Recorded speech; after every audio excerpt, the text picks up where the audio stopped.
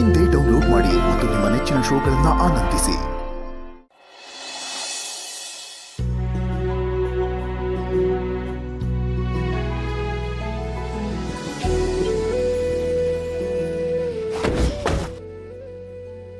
Bye sir. ಬಾಯ್. ಅಪ್ಪು ತಗೊಂಡು ಹೋಗಿರು, ನಾನು ಬರ್ತೀನಿ. ಅಮ್ಮ ಬಾಯ್ ಮ್ಯಾಮ್. ಬಾಯ್. ಒಂದು ನಿಮಿಷ, ನಮ್ಮ ಮನೆಗೆ ಹೋಗಿದ್ರಾ?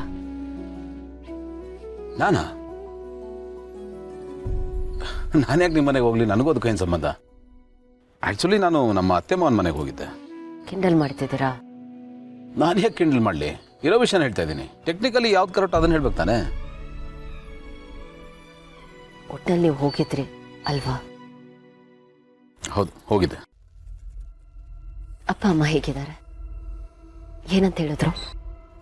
ಅದರಿಂದ ನಿಮ್ಗೆ ಏನಾಗಬೇಕಾಗಿದೆ? ಒಬ್ಬರು ಆ ನಂತರ ಶಬ್ದ ಮಾಡಿದಿರ. ನಮ್ಮವರು, ನೆಂಟರು, ಇಷ್ಟರು ಎಲ್ಲರನ್ನೂ ಬಿಟ್ಟು ಬಂದಿದ್ದೀರಾ. ಯಾರಿಗೇನಾದ್ರೆ ನಿಮ್ಗೇನು? ಯಾವುದನ್ನು ಅಂಟಿಸ್ಕೊಳ್ಳೋರಲ್ವಲ್ಲ ನೀವು. ಹಂಗಸಿದ್ ಸಾಕು, ಪ್ಲೀಸ್ ಹೇಳಿ.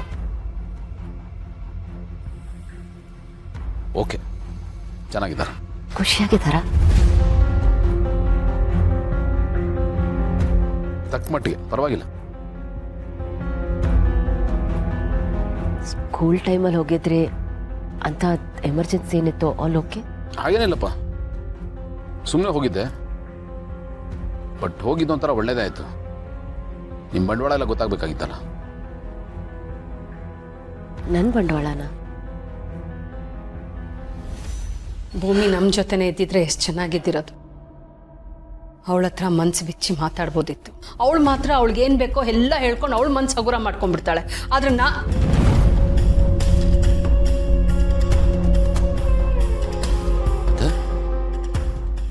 ಏನು ಹೇಳ್ತಾ ಇದ್ದೀರಾ?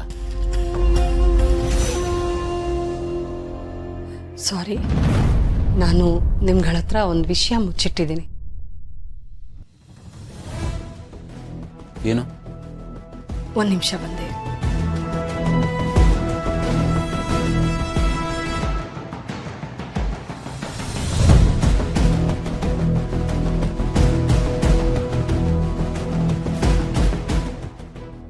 ಇದೆಲ್ಲ ಭೂಮಿ ನನಗೆ ಬರ್ತಿರೋ ಲೆಟರ್ಸ್.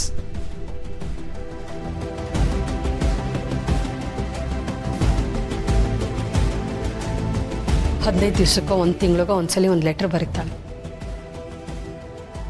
ಅವಳ ಬಗ್ಗೆ, ಮಗು ಬಗ್ಗೆ ಎಲ್ಲ ವಿವರನೂ ಕೊಡ್ತಾಳೆ. ಜೊತೆಗೆ ಲೆಟರ್ ಬರೆದಿರೋ ವಿಷಯನ ನಾನು ಯಾರಿಗೂ ಹೇಳ್ಕೊಡ್ದು ಅಂತ ಕಂಡೀಷನ್ನು ಹಾಕ್ತಾಳೆ. ಹೇಳಿದ್ರೆ ಮತ್ತೆ ಲೆಟರ್ ಬರೆಯೋದಿಲ್ಲ ಅಂತ ಹೆದರಿಸಿದಾಳೆ. ಅವಳು ಎಲ್ಲಿದ್ದಾಳೆ, ಹೇಗಿದ್ದಾಳೆ, ಏನು ವಿಷಯ ಗೊತ್ತಾಗ್ತಿಲ್ಲ. ಅವಳನ್ನು ಹುಡ್ಕೋದಕ್ಕೂ ಆಗ್ತಾ ಇಲ್ಲ.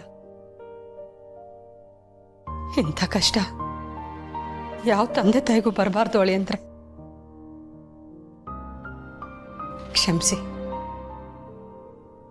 ಈ ವಿಷಯನ ನಿಮ್ಗಳ ಹತ್ರ ಮುಚ್ಚಿಡ್ಬೇಕು ಅನ್ನೋ ಉದ್ದೇಶ ನಂದಿರ್ಲಿಲ್ಲ. ಆದರೆ ಅವಳಿಂದ ಎಲ್ಲಿ ಲೆಟ್ರ್ ಬರೋದು ನಿಂತೋಗುತ್ತೋ ಅನ್ನೋ ಭಯಕ್ಕೆ ನಾನು ಯಾರ ಹತ್ರನೂ ಹೇಳ್ಕೊಂಡಿರ್ಲಿಲ್ಲ.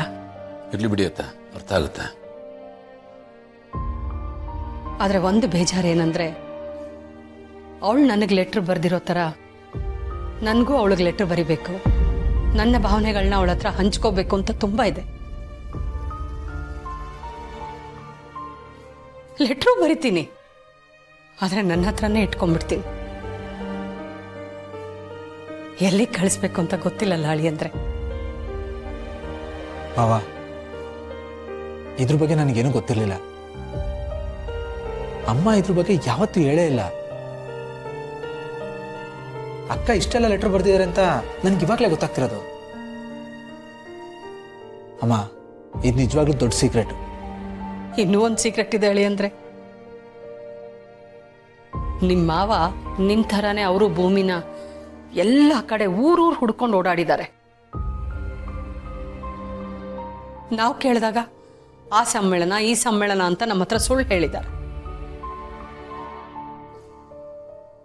ಅವರಷ್ಟೆಲ್ಲ ಹುಡ್ಕಾಡಿದ್ರು ಅವಳು ಎಲ್ಲಿದ್ದಾಳೆ ಅಂತ ಗೊತ್ತಾಗ್ಲಿಲ್ಲ. ನಿಮ್ಮ ಪ್ರೀತಿಗಾದ್ರೂ ಅವಳು ನಿಮಗೆ ಬೇಗ ಸಿಕ್ಕೋ ಥರ ಆಗಲಿ ಹೇಳಿ ಅಂದ್ರೆ. ಸಿಗ್ತಾರೆ ಅತ್ತೆ, ಖಂಡಿತ ಸಿಗ್ತಾರೆ, ನಂಬಿಕೆ ಸುಳ್ಳಾಗಲ್ಲ.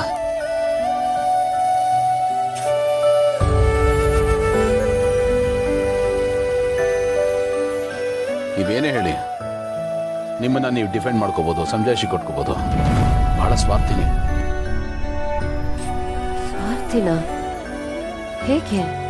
ಹೇಗೆ ಅಂದ್ರೆ ಅದು ಹಾಗೆ. ಸ್ವಾರ್ಥ ಅನ್ನೋದು ಒನ್ ವೇ ಇದ್ದ ಹಾಗೆ, ತಮ್ದನ್ನು ಮಾತ್ರ ನೋಡ್ಕೊಳ್ಳೋದು. ನೀವು ಲೆಟರ್ ವಿಷಯದಲ್ಲಿ ಮಾಡಿದ್ದು ಅದನ್ನೇ ಅಲ್ವಾ?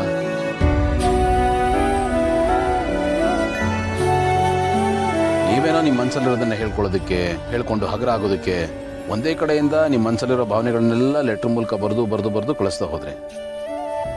ಆ ಕಡೆಯವ್ರ ಬಗ್ಗೆ ನೀವು ಯೋಚನೆ ಮಾಡಲಿಲ್ಲ ಅಲ್ವಾ? ಅಲ್ಲೂ ಮನುಷ್ಯರಿದ್ದಾರೆ, ಅವ್ರಿಗೂ ಭಾವನೆಗಳಿದೆ, ಸೆಂಟಿಮೆಂಟ್ಸ್ ಇದೆ. ಆ ಐಡಿಯಾ ನಿಮ್ಮ ತಲೆಗೆ ಬರಲೇ ಇಲ್ಲ. ನಿಮ್ಮ ಮನಸ್ಸಲ್ಲೇನಿತ್ತು ಅದನ್ನ ಮಾತ್ರ ಬರೀತಾ ಹೋದ್ರಿ. ಅವ್ರಿಗೂ ಒಂದು ಅವಕಾಶ ಮಾಡ್ಕೊಡ್ಬೇಕು ಅಂತ ನಿಮ್ಗೆ ಅನಿಸ್ಲಿಲ್ಲ ಅಲ್ವಾ? ಅಲ್ಲಿ ಅವ್ರೇನು ಮಾಡಿದಾರೆ ಗೊತ್ತಾ? ಅವ್ರ ಮನಸ್ಸಲ್ಲಿರೋ ತೊಳಲಾಟ, ಒದ್ದಾಟ, ಯಾರಿಗೂ ಹೇಳ್ಕೊಳಕ್ಕಾಗದೆ, ಸುಮ್ಮನಿರಕ್ಕಾಗದೆ, ಅವ್ರಿಗೆ ಅನ್ಸಿದ್ದನ್ನೆಲ್ಲ ಲೆಟ್ರಲ್ಲಿ ಬರೆದು ಎಲ್ಲಿಗೆ ಪೋಸ್ಟ್ ಮಾಡಬೇಕು ಅಂತ ಗೊತ್ತಾಗದೆ ಗುಡ್ಡೆ ಹಾಕೊಂಡು ಕೂತಿದ್ದಾರೆ.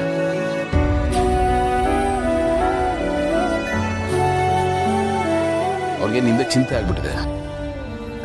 ನಿಮಗೆ ಅವ್ರ ಜೊತೆಗೆ ಇರೋಕ್ಕೆ ಇಷ್ಟ ಇಲ್ಲದಿದ್ರೆ ಪರವಾಗಿಲ್ಲ, ಎಲ್ಲಿದ್ದೀರಾ ಅಂತನಾದ್ರೂ ಹೇಳ್ಬೋದಲ್ಲ. ಇದ್ರ ಮಧ್ಯ ನಿಮ್ಮ ಮಗನ ಅವ್ರಿಗೆ ಮೀಟ್ ಮಾಡಿಸೋ ಸರ್ಕಸ್ ಬೇರೆ. ಅಟ್ಲೀಸ್ಟ್ ಅವನು ತಮ್ಮ ಮೊಮ್ಮಗ ಅಂತ ಗೊತ್ತಾದ್ರೆ ಅವ್ರು ಎಷ್ಟು ಸಂತೋಷ ಪಡ್ತಾ ಇದ್ರು ಗೊತ್ತಾ? ಅದನ್ನ ಯಾಕೆ ಅವರಿಂದ ಕಿತ್ಕೊಟ್ರಿ? ಆ ಸಂತೋಷನಾದ್ರೂ ಅವ್ರು ಕೊಡ್ಬೋದಾಗಿತ್ತಲ್ಲ. ನಾನು ಆ ರೀತಿ ಏನೂ ಮಾಡಿಲ್ಲ, ಮಲ್ಲಿ ಮಾಡಿತ್ತು. ಓ, ಹಾಗಿದ್ರೆ ಸರಿ ಬಿಡಿ. ನಿಮ್ಮ ಕೈಯಲ್ಲಿ ಮಾಡೋಕ್ಕಾಗದೆ ಇದನ್ನ ಅವಳು ಮಾಡಿದಾಳಲ್ಲ, ಸರಿಯಾಗೇ ಇದೆ ನೋಡಿ. ನಿಮ್ಮನ್ನು ಹಂಗಿಸ್ಬೇಕು, ನಿಮ್ಮನ್ನು ಬ್ಲೇಮ್ ಮಾಡಬೇಕು ಅಂತ ನಾನು ಹೇಳ್ತಾ ಇಲ್ಲ. ನನಗೆ ಮನ್ಸಿಗೆ ಅನ್ಸಿದ್ದನ್ನು ಹೇಳ್ತಾ ಇದ್ದೀನಿ. ಸರಿ, ಆ ವಿಷಯ ಬಿಟ್ಬಿಡಿ. ನಿಮ್ಮ ತಂದೆ ತಾಯಿಗೆ ಅಟ್ಲೀಸ್ಟ್ ಅವ್ರ ಮನಸ್ಸಲ್ಲಿರೋದನ್ನು ನಿಮ್ಮ ಹತ್ರ ಶೇರ್ ಮಾಡ್ಕೊಳ್ಳೋದಕ್ಕೆ, ಹೇಳ್ಕೊಳ್ಳೋದಕ್ಕೆ ಒಂದು ಅವಕಾಶ ಮಾಡ್ಕೊಡ್ಬೋದಲ್ವಾ?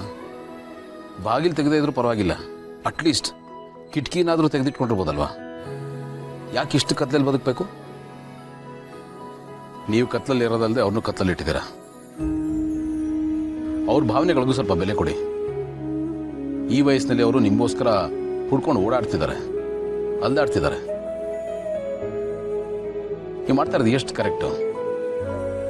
ನಿಮ್ಮನ್ನ ಹೊತ್ತು ಹೆತ್ತು ಬೆಳೆಸಿರೋದಕ್ಕೆ ಇದೇನಾ ನೀವು ಕೊಡ್ತಾರ ಬಹುಮಾನ?